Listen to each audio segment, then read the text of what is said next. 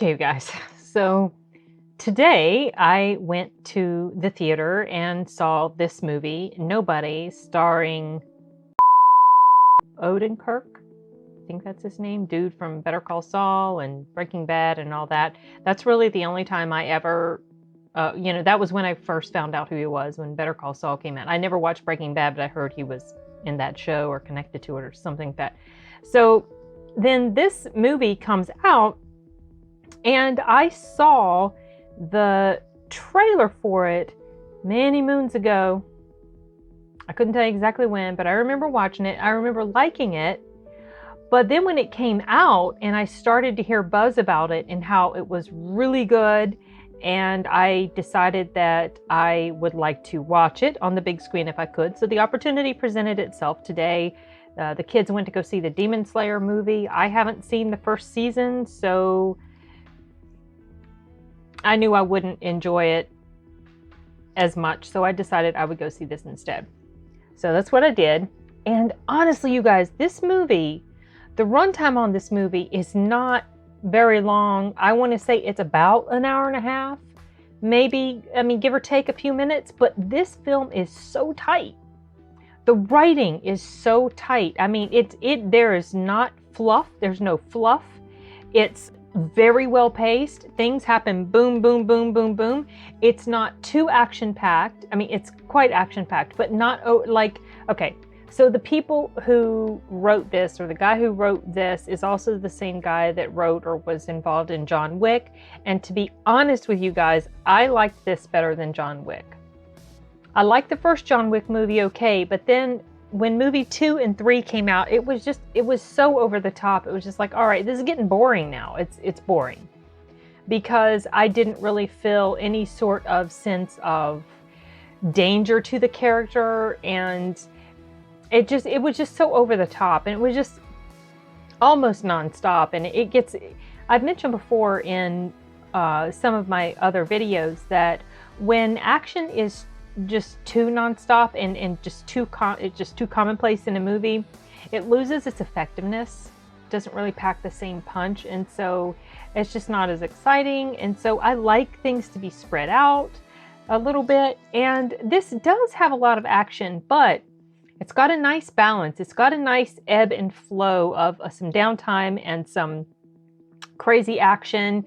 There were some over-the-top things that happen. It's like, oh, really? Come on. Like a hail of bullets, being shot and completely misses a person, and then a stray shot happens to finally catch them in the shoulder when they're fully, when they're not fully exposed, because there was like all these gun battles and stuff going on. But it was just like, okay, that's the one shot that gets him, the one in the shoulder when he'd been shot at 50,000 times before and never got hit. Some over the top stuff like that, but it feels a little bit more grounded in reality than John Wick.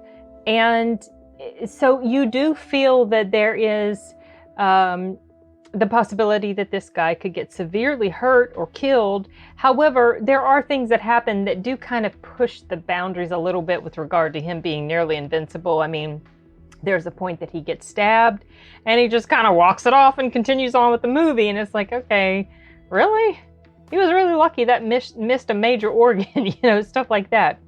However, the movie as a whole, it just, taking the entire picture, it more than makes up for any sort of issues like that come into play. The interaction between the main character and his father and his family and the people around him, the dialogue it's not bloated or fluffy. It's just very condensed, and yet it packs a punch. Scenes are not dragged out. Things are shown, and then maybe it comes up again later, and then it says everything. It explains it all without you having to be told everything.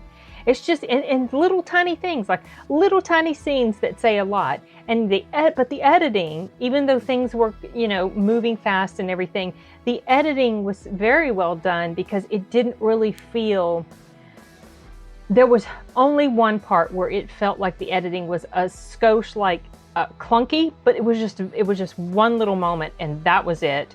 It was something that happened at the very end. It was certainly nothing that distracted. I just kind of noticed it. You know how sometimes when transitions from one shot to another just feel a little bit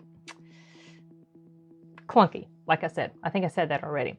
Anyway, this was a supremely fun movie. I super enjoyed this film. There was some humor in it also that really helped kind of bring a little bit of levity to the situation and kind of make him more, I don't want to say human, because he's not like, well, you know what, honestly, the way he's presented, he's okay, some of the comedic stuff about all these thoughts in my head, some of the comedic stuff about it has to do with when people find out who he is or where he came from, what he did in his past life.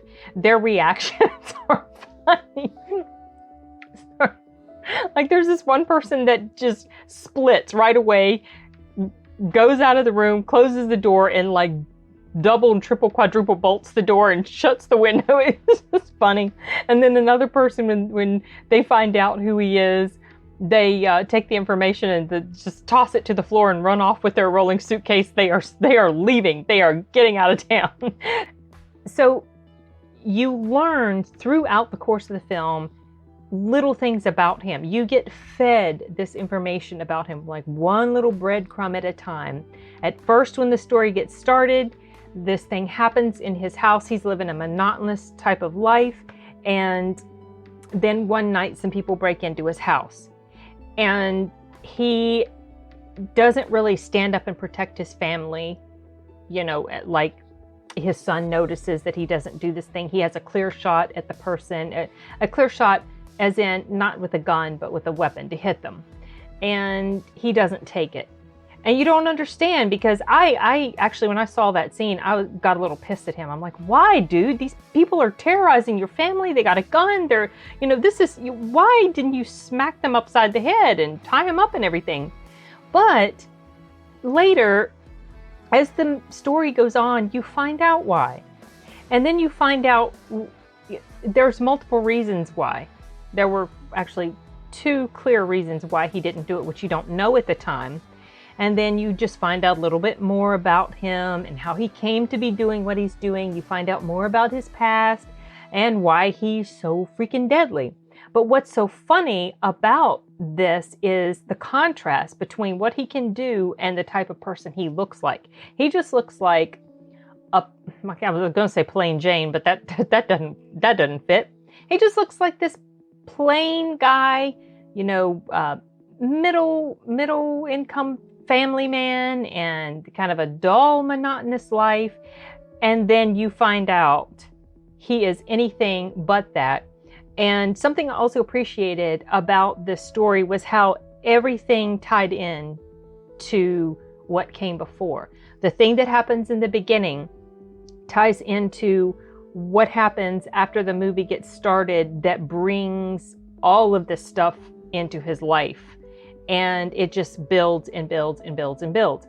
And then something else that I really love, like there were parts, especially a part at the end where this big showdown is happening and a couple people show up. Now, you have already been introduced to these people, but when they show up, it was a little surprising because I had forgotten about their existence. And so when they show, kind of like how in the Snyder Cut, when Superman showed up, I knew he was supposed to show up, but I had completely forgotten about it. So when it happened, it was a beautiful surprise. I loved it. I was so happy. The same thing happened in this. There's this big showdown getting ready to happen, and then these 2 people show up that you kind of completely forgotten about, and it's just beautiful. I just loved this movie so much. It was so great to see Christopher Lloyd playing in here. He was wonderful, like he is in pretty much everything you watch him in. It's just perfect for this part. And I had read that this movie sets up a possible sequel. I can see why that would be a thing. It would be interesting to see where they would go with it, because when the sequel comes around, you're fully used to this character now. You know what he's about, And so how would they be able to write a story that would keep it fresh and exciting and not go overboard and overdo it like with John Wick? See, John Wick is just, to me at this point, I've honestly lost interest in it. I might watch John Wick 4, I don't know. I love action movies, you guys know that, but sometimes they get to be meh when they're too over the top. Now don't get me wrong, I'd rather watch John Wick 4 than watch a chick flick, okay? My love for action films, even the horrible ones, is still going to outweigh anything that in any of the other genres that I'm not generally interested in. But what I'm saying is, I have lost interest in John Wick 4 because it's not fresh anymore. Each movie just tries to outdo the previous one with the ridiculousness of the stuff that is happening. And so you could see some elements of that in this, but because this is the first movie, kind of like with John Wick 1, you're watching, it's like, holy cow, all this stuff, wow. But then by the movie 2 and 3, it's like, okay, we've seen this is boring, and it's just boring. So I'm hoping that doesn't happen with this. I guess we'll see if a sequel is made.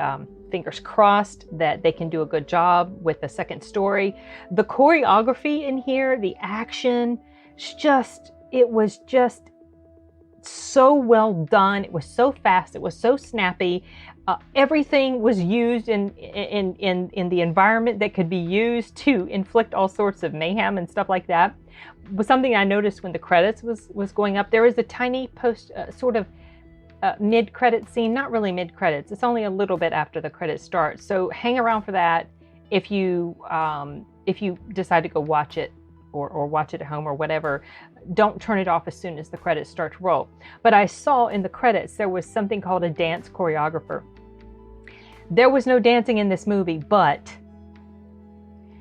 the fight scenes were like a dance. So I was like, oh, that's perfect. That makes perfect sense, because everybody had to move in just this perfect unison, perfect harmony to make it all work. I just cannot imagine how many takes and how many times they had to have practiced this to get it down to the level of perfection that it was. It was just so good. I spent a lot of this film with a big, huge freaking grin on my face because it was so much fun. I also liked the interaction he had with his family and with his wife. You kind of get the sense that they're sort of just going through the motions at this point in their marriage, and so you feel that he, you get this sense of him as this family man. He's got his little marital issues. It's nothing that's over the top and crazy. It's just kind of like, it's monotonous. Their life is monotonous. That's the point it's at. And the things that happen in his life kind of start to bring a spark back into the relationship, in a sense. And so I felt like it was just really well done. This film, I think if it had been much longer, like let's say 15 or 20 minutes longer, it would have felt a little bit too long. There's some films that there's so much going on in it. There are so many characters. There are some films that they're an hour and a half and they feel too short, because just feels like there was too much story to tell. This one, if it had been much longer, it would have felt like it was unnecessarily bogged down, because the writing was so efficient and the scenes were so well paced. Everything, the story was so well done. It was, you could almost classify it as being sort of choppy, but not choppy in a bad way, just very efficient. That was the format, the way that things were filmed. And when they needed to slow down and not be choppy, they did it. That was how it was done. And it was very well done. It was a perfect balance.